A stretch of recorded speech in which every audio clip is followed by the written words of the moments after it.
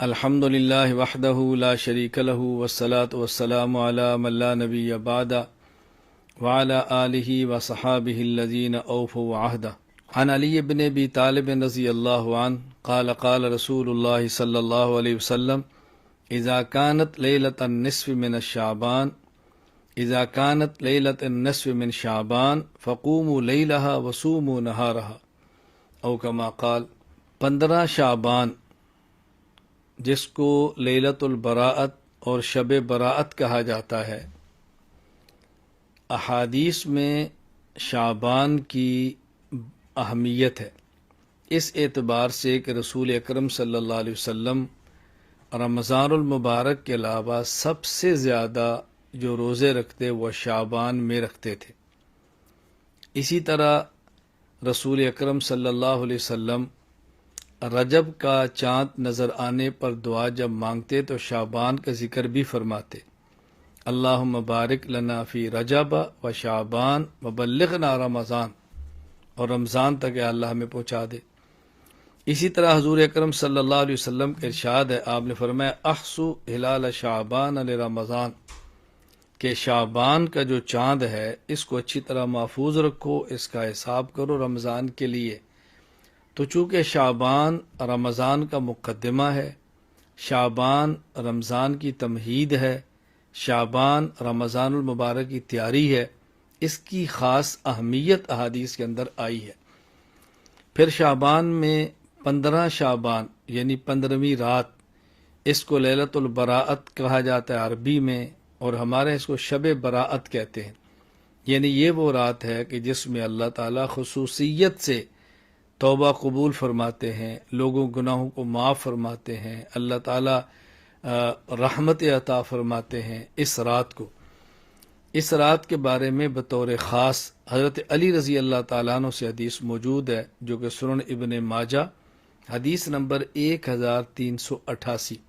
اسی طرح امام بہقی کی شعب الایمان جلد 3 صفحہ 378 پر روایت موجود ہے کہ حضرت علی رضی اللہ تعالیٰ عنہ نے فرمایا کہ رسول اکرم صلی اللہ علیہ وسلم نے ارشاد فرمایا، اذا كانت لیلۃ النصف من شعبان، جب شعبان کی درمیانی آدھے شعبان کی بات رات ہو یعنی 15ویں شب، فقوموا لیلہا، تو اس رات کو قیام کرو، وصوموا نہارہا، اور دن کا روزہ رکھو۔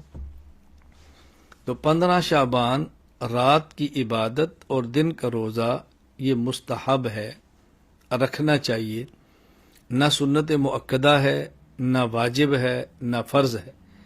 اگر کوئی شخص اس دن کا روزہ نہ رکھے اور 15 شعبان کی شب کا قیام نہ کرے، کوئی اس پر ملامت نہیں، کوئی اس پر نکیر نہیں، کوئی اس پر اعتراض نہیں۔ اگر کوئی رکھتا ہے تو بہت اچھا کرتا ہے، لیکن اس رات کو قیام اجتماعی کرنا، نوافل کی جماعت کرانا، باقاعدہ تداعی کر کے لوگوں کو دعوت دینا، یہ مناسب نہیں۔ اسی طرح باقاعدہ شعبان کے روزے کے لیے رمضان کے روزے کی طرح عمومی سحری کا اعلان کرنا، عمومی افطاری کا اعلان کرنا، سحری افطاری کا اہتمام کرنا، یہ مناسب نہیں۔ یہ عبادت ہے، اجتماعی نہیں، انفرادی ہے، فرض واجب سنت مؤکدہ نہیں، بلکہ زیادہ سے زیادہ مستحب کے درجے میں ہے۔ اگر کوئی کرتا ہے تو بہت اچھی بات ہے۔ ہمارے بہت سارے مشائخ سے اس رات کا قیام بھی ثابت ہے، رات کی اہمیت کے پیش نظر عبادت بھی ثابت ہے۔ اللہ تعالیٰ توفیق عطا فرمائے تو کرنی چاہیے۔ ہاں، ایک بات کا بطور خاص خیال رکھیں کہ بعض لوگ وہ ہیں جن کے بارے میں رسول اکرم صلی اللہ علیہ وسلم کا ارشاد ہے کہ ان کی اس رات بھی مغفرت نہیں ہوتی۔ ہمیں اس سے بچنا ہے کہ ہم اس فہرست کے اندر شامل نہ ہوں۔ یہ حدیث شعب الایمان للبیہقی کے اندر موجود ہے، حدیث نمبر 3556۔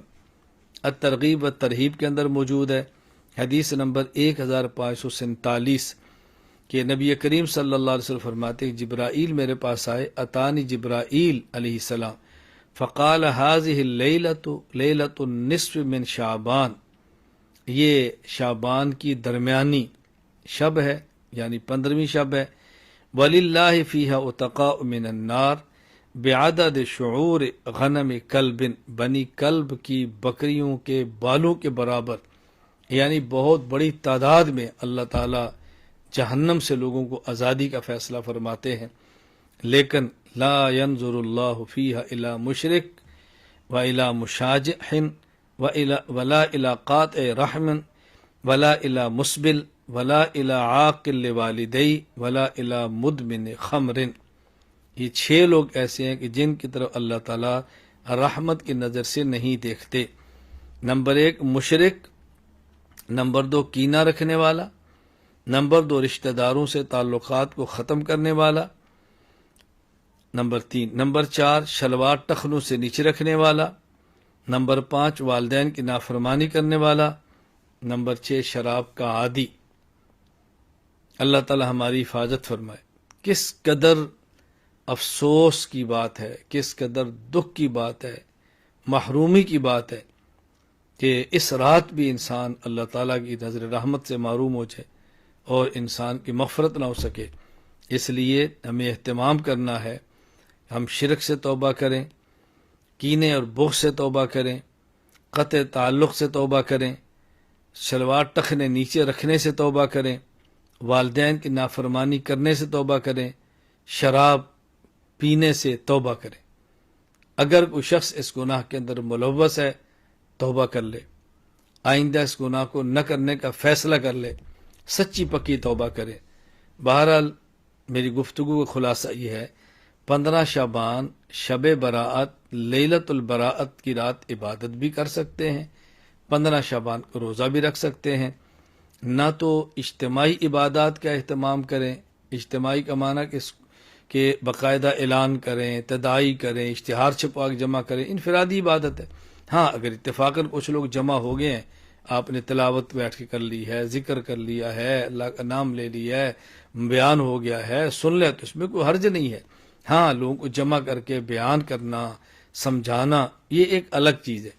تو عبادت کرنے میں حرج نہیں ہے، مستحب ہے، کرنی چاہیے، لیکن اس کو ضروری نہ سمجھیں، خاص کھانے نہ پکائیں، اور جو عبادت کا اہتمام نہیں کرتا اس کو مجرم نہ سمجھیں، غلط نگاہ سے نہ دیکھیں، اور توبہ کا بہت زیادہ اہتمام کریں. اللہ تعالی ہمیں اس رات کا اہتمام، اللہ تعالی اس رات کی عبادت، اس رات کا قیام کرنے کی توفیق دے، اور اللہ تعالیٰ 15 شعبان کے روزے کی توفیق عطا فرمائے. ہاں یہ کر لیں کہ سب سے بہترین بات عشاء کی نماز جماعت کے ساتھ پڑھیں، اس کے بعد کوئی گناہ نہ کریں، کچھ تلاوت کریں، ذکر کریں اور سو جائیں. صبح اٹھ کے تہجد پڑھیں، پھر وطر پڑھیں، اور یوں فجر کی نماز تک خود کو اعمال کے اندر مشغول رکھیں، جماعت کے ساتھ عشاء کی نماز، جماعت کے ساتھ فجر کی نماز. انشاءاللہ اللہ تعالیٰ کی ذات سے امید ہے اللہ تعالیٰ پوری رات اجر اور عبادت کے اندر شمار فرمائیں گے. وآخر دعوانا